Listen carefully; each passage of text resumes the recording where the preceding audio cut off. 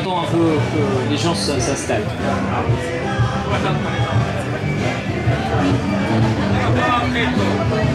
Sur le mouvement de 20 février, les luttes pour la démocratie au Maroc, comment le mouvement il est apparu, comment le mouvement s'est développé au pays. On a surtout vu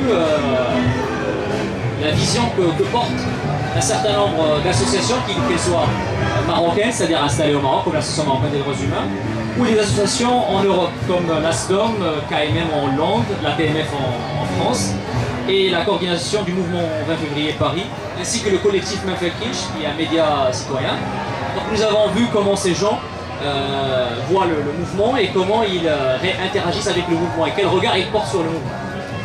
Donc après le débat d'hier, aujourd'hui on s'intéresse plus particulièrement à la question de la Constitution. Est-ce qu'il s'agit d'une Constitution démocratique dans la forme, dans le fond, ou bien s'agit-il d'autre chose? C'est-à-dire quelque chose qui s'est passé, une poudre de palan-papin avec laquelle on a voulu faire croire au mouvement et à la population marocaine qu'un réel changement s'est réalisé. Donc avec nous ce soir, nous avons Amri, membre du bureau central de l'Association marocaine des droits humains, qui va nous parler au sujet de la constitution marocaine, est-ce qu'elle est démocratique ou pas? Donc je te passe directement la parole à Amri, comme ça tu pourras intervenir sur le sujet. Le sujet que je vais traiter, c'est la constitution amendée. Est-ce que c'est une constitution? Ouais. Est-ce que c'est une constitution démocratique? Je peux vous dire que, avant de répondre à cette question posée, il faut que je vous rappelle que certaines positions il faut que je vous rappelle de certaines positions de l'ANDH vis-à-vis de la Constitution du Maroc en général. Je ne parle pas de la Constitution de 1996, mais de notre position en tant qu'association des droits humains vis-à-vis de toute la Constitution. Ouais. Notre association a accordé une très grande importance à la revendication concernant l'adoption d'une constitution démocratique,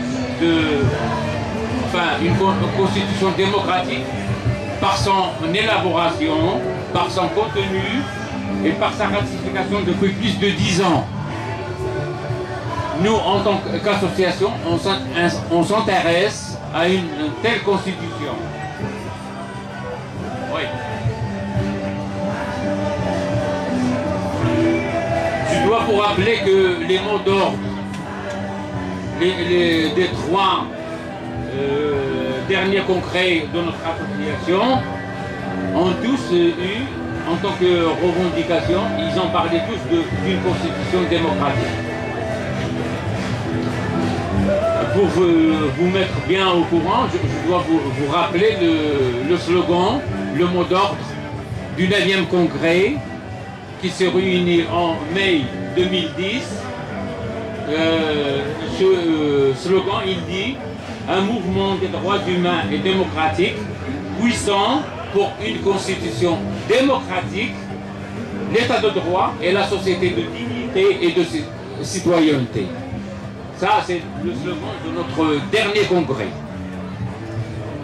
Et pour vous dire que, enfin, je dois répéter ça, que on était toujours conscient de ce problème, puisque avoir une constitution démocratique, c'était notre... enfin, on s'intéressait beaucoup depuis plus de 10 ans.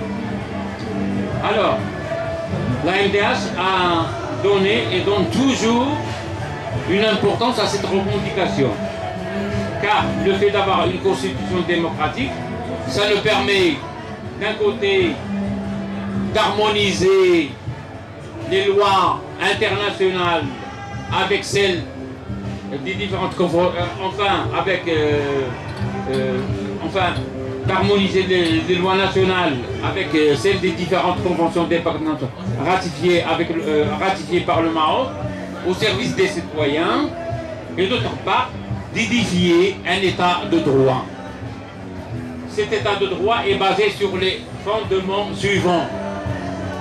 ces fondements, ils sont très bien, enfin, ils sont bien clairs, ils sont très bien compris.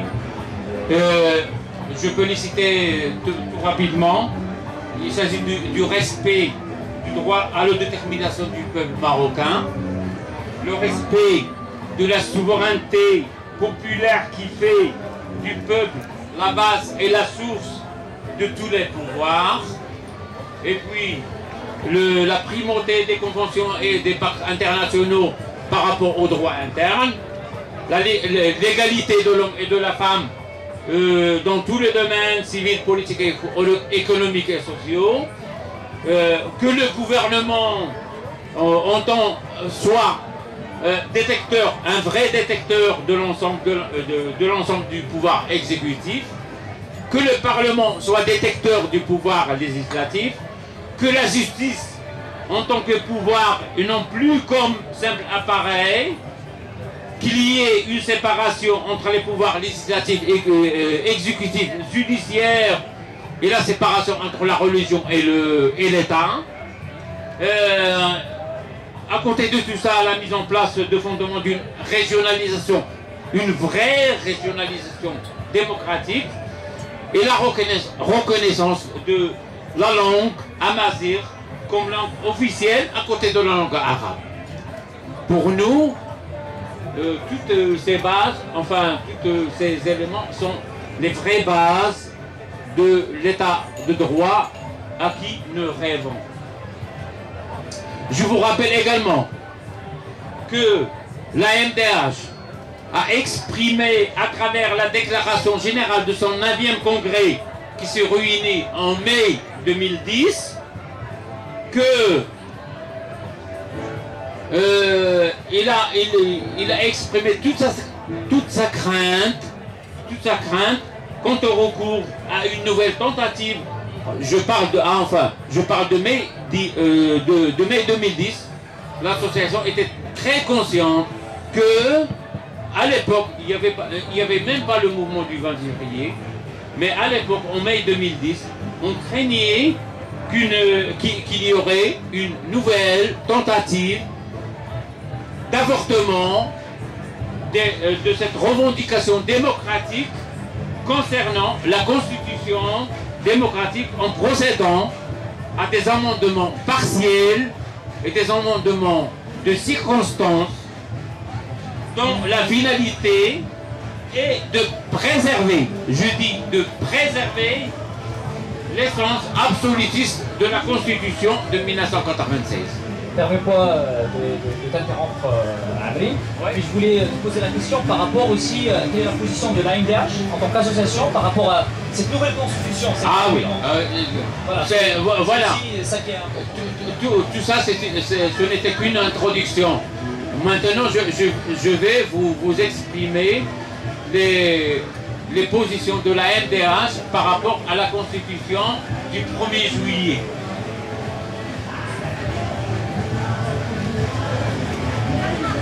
Au niveau de la ratification de cette Constitution du 1er juillet,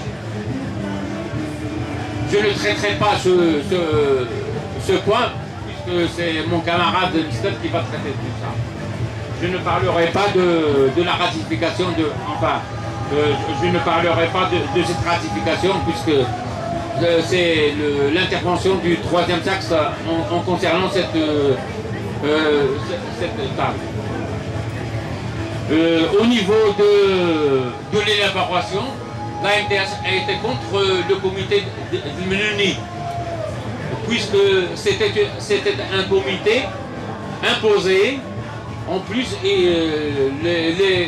les membres qui font partie de ce comité, je peux dire que ce sont tous des réactionnaires. On ne peut rien s'attendre d'eux. Et puis, la MDH, il exprime sa position en tant que cet comité, il doit avoir des membres, après une concertation entre les forces vives du Maroc, ça d'un côté, et en plus qu'il soit ce comité qu'on appelle une assemblée constituante, autre chose, c'est peu important. L'essentiel, c'est que tous les membres des forces vives au Maroc doivent être représentés dans ce comité. Au niveau du contenu, par objectivité, on peut dire que la constitution actuelle a un tout petit peu, un côté un petit peu positif. Je vais vous exposer un petit peu les petits points positifs dans cette constitution. D'abord, il y a une constitution, le premier élément, c'est qu'il y a une constitutionnalisation de quelques droits humains, comme par exemple l'incrimination de la torture, de la détention politique et de la disparition forcée. Mais on se demande, est-ce qu'il y a tous les garanties constitutionnelles pour qu'on respecte ce truc-là? Chez nous, enfin, d'après l'AMDH, il n'y a pas ces garanties, ils n'existent pas. En plus, il y a toujours le problème de l'impunité qui est posé. D'autre part, il y a un certain point, un autre point positif, c'est la reconnaissance de la langue amazigh comme langue officielle. Mais la Constitution reporte son application du fait qu'il est lié à la promulgation d'une loi organique. Et il le classe au deuxième rang après la langue arabe. Il y a quelques points positifs également. Il s'agit du renforcement du rôle du gouvernement, puisque on ne parlera après, on ne parlera plus du Premier ministre, mais on va parler du chef de gouvernement. Et puis il y a la constitutionnalisation de quelques droits des ouvriers. Ça, en bref, ce sont les points positifs de cette constitution du 1er juillet. Mais quelles sont nos observations critiques en tant qu'association des droits de l'homme par rapport à cette constitution? Et il y a deux points, oui, je vais être très résumé. D'abord, il y a les observations critiques. Il y a d'abord, on peut parler de la constitutionnalisation de certaines recommandations de l'IER, de l'instance équité et réconciliation. Quand on revient au préambule de la Constitution, on trouve qu'il y a une certaine primauté des conventions internationales par rapport au droit interne. Mais toujours dans le préambule, ce que j'ai annoncé, il est vidé de son sens, puisqu'on dit que ouais, on accorde la primauté des conventions internationales par rapport au droit international, mais dans le cadre des dispositions de la Constitution et surtout des lois du Royaume, dans le respect de son identité nationale immuable. Et je précise enfin, on cite l'identité nationale, c'est-à-dire que il n'y aurait pas, sans doute, il n'y aurait pas de primauté de convention internationale par rapport au droit interne. Puisqu'il est question qu'il faut respecter l'identité nationale du Maroc. D'un autre côté, on parle de l'égalité de l'homme et de la femme, c'est dans l'article 19, c'est dans l'article 19, mais comme concernant les conventions internationales, on donne quelque chose par la main gauche et puis on le retire par la main droite.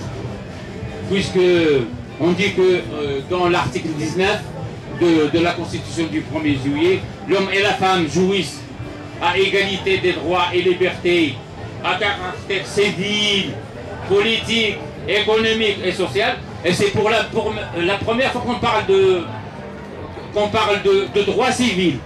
Même l'instance équité et réconciliation n'a pas parlé des droits civils. c'est pour la première fois qu'on parle des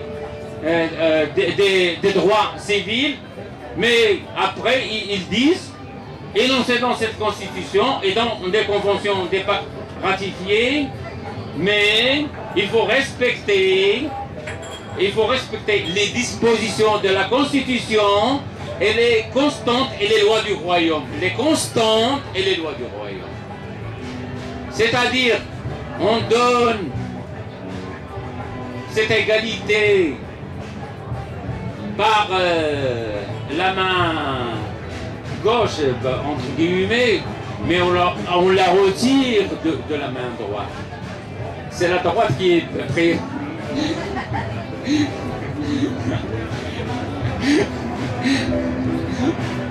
Troisième observation,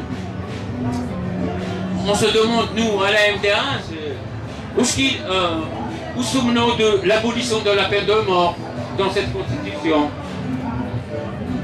Où est-ce qu'on est de la ratification de la Cour pénale internationale? Je vous rappelle que le Maroc a signé le statut de Rome en septembre 2000.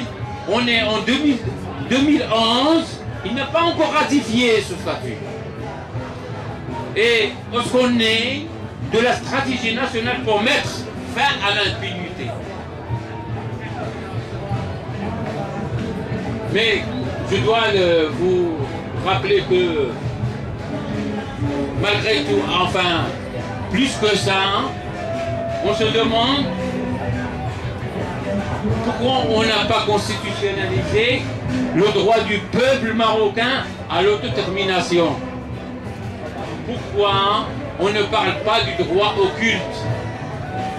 La Constitution ne parle pas du droit au culte. Pour terminer mon exposé, je dois vous dire que toutes les affaires générales qui concernent l'État et la société, et surtout concernant les pouvoirs du roi, la Constitution, il insiste beaucoup sur le pouvoir du roi. Puisque je peux parler des trois domaines, le pouvoir exécutif, législatif et judiciaire. Dans le domaine exécutif, le roi, c'est le roi qui préside le Conseil des ministres. C'est lui le chef suprême du Conseil de la sécurité. C'est lui qui contrôle l'armée. C'est lui qui nomme les responsables, soit des responsables des institutions publiques, ou bien les préfets, les wadis, les ambassadeurs et les ministres. Sur le plan législatif, c'est encore le roi qui a l'initiative d'amender la Constitution, d'amender la prochaine Constitution. C'est lui seulement qui a ce droit. C'est lui qui contrôle l'ensemble des lois, soit à travers le Conseil des ministres ou bien en se basant sur d'autres méthodes. C'est lui qui a le droit de dissoudre le Parlement ou une des chambres du Parlement. Sur le plan judiciaire, c'est lui qui préside le Conseil suprême de la magistrature et nomme une partie des membres de ce Conseil. C'est lui qui contrôle la Cour constitutionnelle en désignant la moitié de ses membres et son président. C'est lui qui offre le droit de grâce à n'importe quel niveau, soit au début, soit après. Devant toute cette prérogative, est-ce qu'on peut parler d'une indépendance effective de la justice? Dans le domaine religieux, le roi est émir des croyants. C'est l'article 41 et 42 qui consacre le contenu de l'ancien article de la Constitution de 1996, l'article 19. On n'a rien changé. Au contraire, on a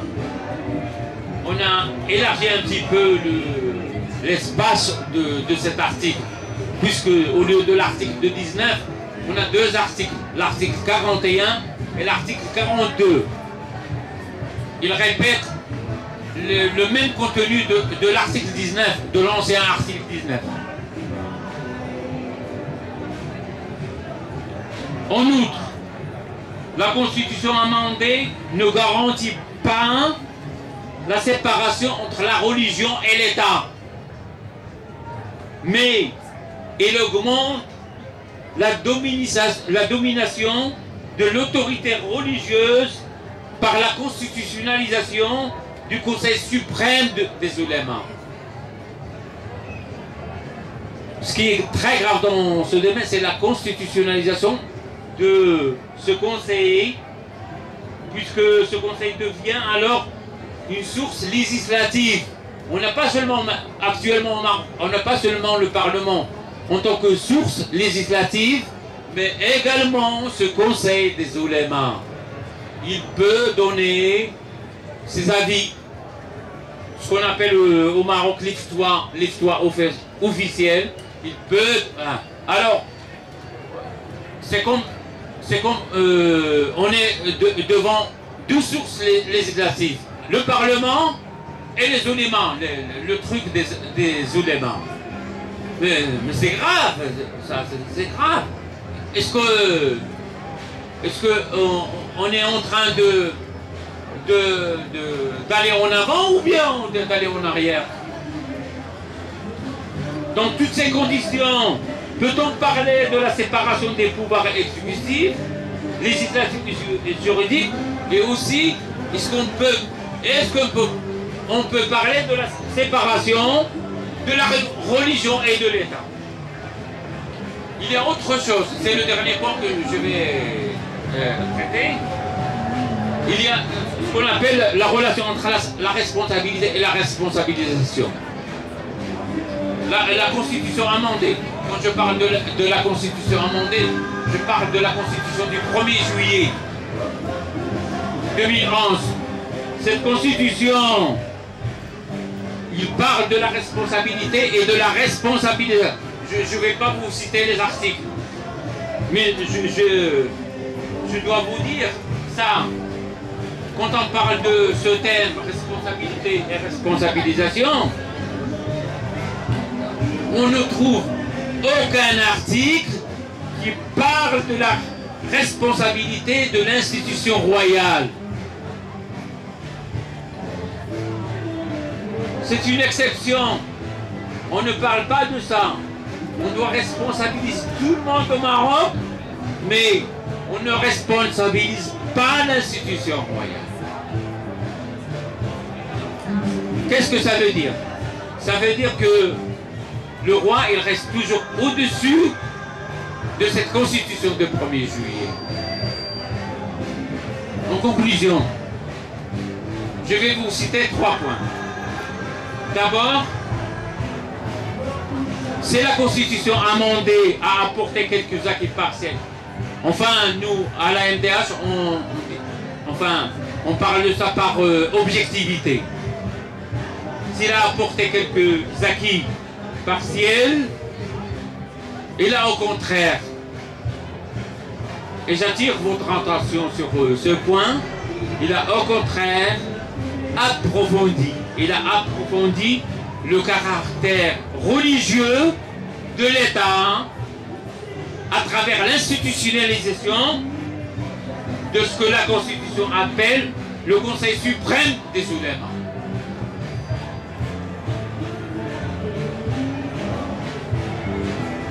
Alors toute la positivité de cette Constitution n'a aucun sens, puisque on est pour la laïcité, non pas pour l'approfondissement du religieux. Ça, c'est le premier point. Le deuxième point, cette Constitution du 1er juillet, il conserve toujours l'essence despotique de l'ancienne constitution de 1996. Ainsi, il est totalement en désharmonie avec les conventions et les pactes internationaux des droits humains. Et par conséquent, il ne peut pas constituer, et j'insiste sur ce point, il ne peut pas constituer une certaine démarche ou une certaine issue vers l'identification de l'état de droit. Cette constitution ne peut pas être la base d'un état de droit. Et par conséquent, d'une société de liberté, de dignité et de justice sociale. Le dernier point, la MDH. Vu la situation générale que je vous ai décrite, la MDH pense que, enfin, plus que penser, il croit que la lutte pour une constitution démocratique, au niveau de son élaboration, de sa ratification et de son contenu, il faut toujours prendre en considération ces trois niveaux, n'a pas cessé jusqu'à présent. On est le 17, de ce mois. La lutte, je dois vous rappeler qu'actuellement au Maroc, il y avait des manifestations du mouvement du 20 février. Aujourd'hui, samedi et demain, et ça va se poursuivre. Oui. Je vous dis que la MDH n'a pas dit que la lutte pour une vraie constitution démocratique n'a pas cessé. Et il renouvelle par conséquent son appui au mouvement du 20 février. Puis, je vous rappelle ça, et ça va être mon dernier mot, je vous rappelle que le mouvement février, juste après le référendum du 1er juillet, le référendum concernant la constitution du 1er juillet, le mouvement 20 février, il a manifesté le 3 juillet, juste après le référendum, et nous, en tant qu'AMDH, puisque nous faisons partie du conseil du soutien du mouvement du février, nous également, nous étions présents à cette manifestation du 3 juillet, et parmi les revendications qui ont été déclarées pendant cette manifestation, il y avait la déclaration de luttons pour une constitution démocratique. Ça veut dire que la constitution du 1er juillet n'a pas répondu à nos revendications, de notre citoyen et à la revendication de la MDH. Je vous remercie pour votre attention. Merci beaucoup pour la discussion. Pour cette description détaillée de la position de la MDH par rapport à la constitution amendée. Je note particulièrement le fait qu'il y a un désir du régime marocain de garder un contrôle sur et le champ religieux et le champ sécuritaire. C'est les domaines où il y a eu un renforcement des pouvoirs. Il y a aussi une mainmise qui a subsisté au niveau du contrôle exécutif et judiciaire. Donc il n'y a pas vraiment un désir de transformation radicale de ce régime, mais surtout une volonté de réaliser un certain nombre de petites modifications afin de sauvegarder la stabilité du régime, notamment dans un contexte arabe où il y a un certain nombre de révolutions. Alors maintenant, je m'adresse à Plumstead, de l'Observatoire des élections, le tissu associatif pour l'observation des élections au Maroc, pour nous présenter le mode d'opération de la constitution marocaine, cette nouvelle constitution qui a été amendée.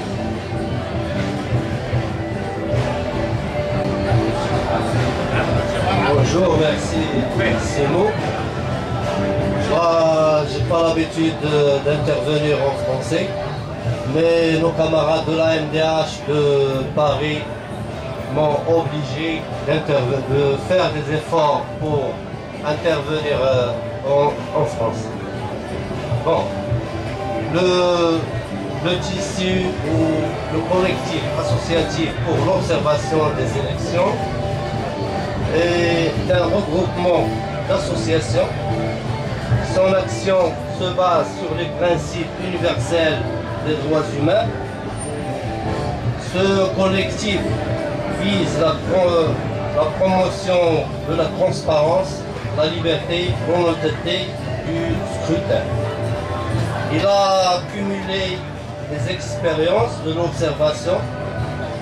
Il a observé les élections législatives de 2002, dont il a mobilisé presque 3000 observateurs à l'échelle nationale. La même chose en 2007 aussi, il a mobilisé 3000 observateurs et observatrices à l'échelle nationale. Il a observé les élections communales de 2009 avec près de 600 observateurs et observatrices, et il a observé le référendum du 1er juillet. Pour ce référendum, c'est sa première expérience de suivi et d'observation d'un processus référendum. Pour cette dernière expérience d'observation, malgré le peu de temps dont il disposait depuis l'annonce de la tenue du référendum,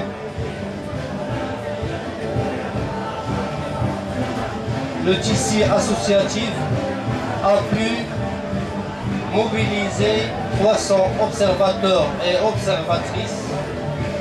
Des outils de travail ont été élaborés, un guide pour les observateurs et les observatrices, un questionnaire concernant la campagne, un questionnaire concernant le jour du scrutin et un questionnaire concernant aussi le dépouillement. L'observation de ce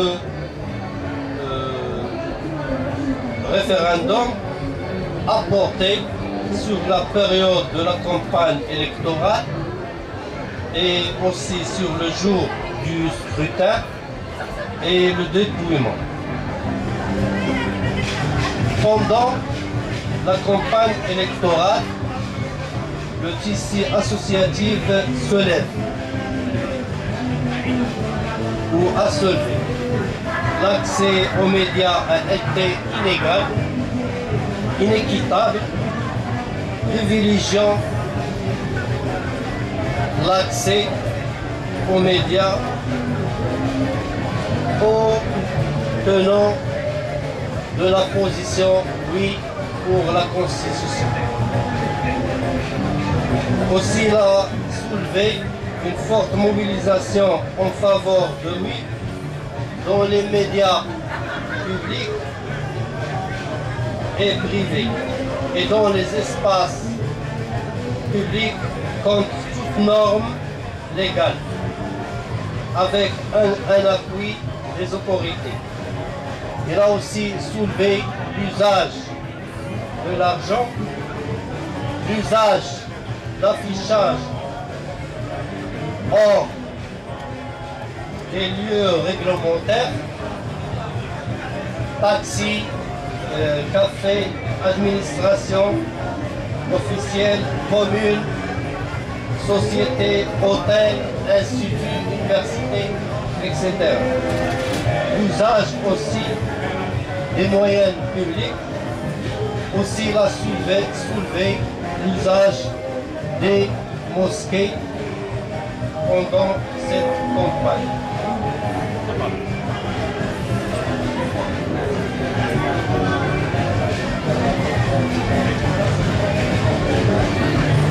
Aussi il a soulevé la pression des autorités locales pour voter oui. Aussi, il a soulevé la mobilisation des associations pour participer à la campagne électorale pour voter oui contre les lois qui autorisent seulement aux syndicats et aux partis politiques à faire la campagne et à participer à la campagne électorale. Pour le scrutin, le tissu associatif a soulevé la poursuite de la campagne électorale le jour du scrutin à proximité du bureau de vote et parfois à l'intérieur des centres de vote. Aussi, il a soulevé la présence d'agents d'autorité au sein de certains bureaux de vote. L'usage du transport public pour transporter les électeurs vers les bureaux de vote. Plusieurs personnes ont été privées du droit de vote parce qu'ils ont été rayés des listes électorales ou n'ont pas trouvé leur carte d'électeur. L'irrégularité qui accompagnait le retrait des cartes électorales qui ont fait l'objet de distribution de la part de l'admin, contrairement aux dispositions légales. Certains bureaux de vote sont restés ouverts au-delà de leur réglementaire de la fermeture des bureaux. Et certains bureaux de vote ont fermé avant leur réglementaire de la fermeture.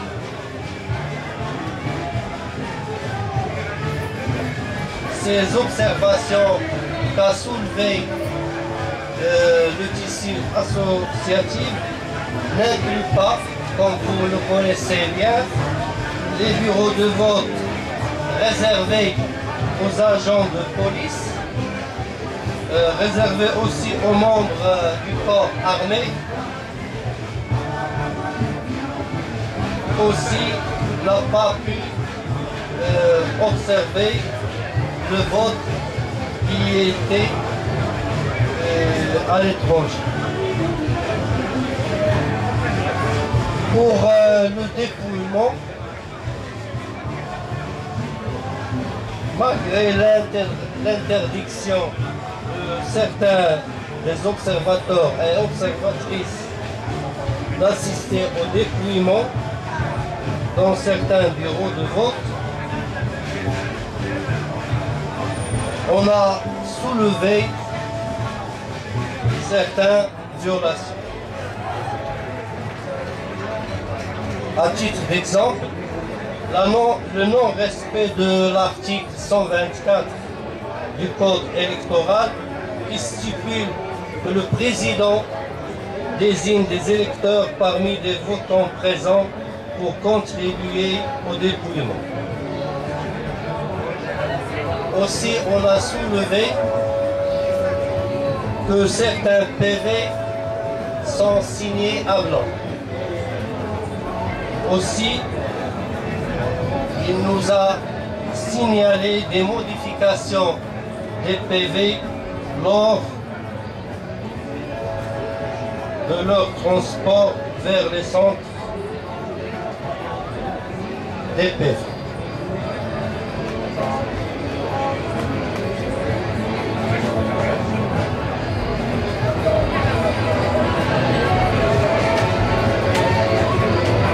Et je termine par soulever certaines conclusions préliminaires. Les autorités publiques ont adopté une attitude de complaisance vis-à-vis des pratiques illégales tout au long du processus. Affichage non réglementaire, présence d'agents d'autorité dans les bureaux de vote, pression sur les électeurs. Nombre de fonctionnaires et agents relevant de la dite administration sont intervenus à différents stades en faveur de oui. Concernant les opérations du dépouillement et de l'annonce des résultats, le collectif associatif ne peut, au stade actuel, émettre des observations fiables à ce sujet en raison du peu de bureaux observés et de la conclusion qui a suivi le dépôt des PV sans qu'ils soient systématiquement scellés. Pour cette présentation du déroulement du référendum marocain.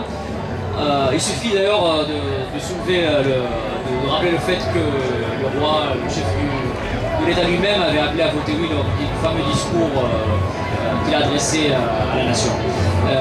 En plus, bien sûr, des autres infractions dont qu'on a vu sur Internet et dont on a entendu parler dans la presse locale, la presse marocaine. Donc je cède la parole maintenant à la salle pour prendre trois ou quatre interventions. Je demande juste qu'elles soient un peu brèves, comme ça on va pouvoir débattre le plus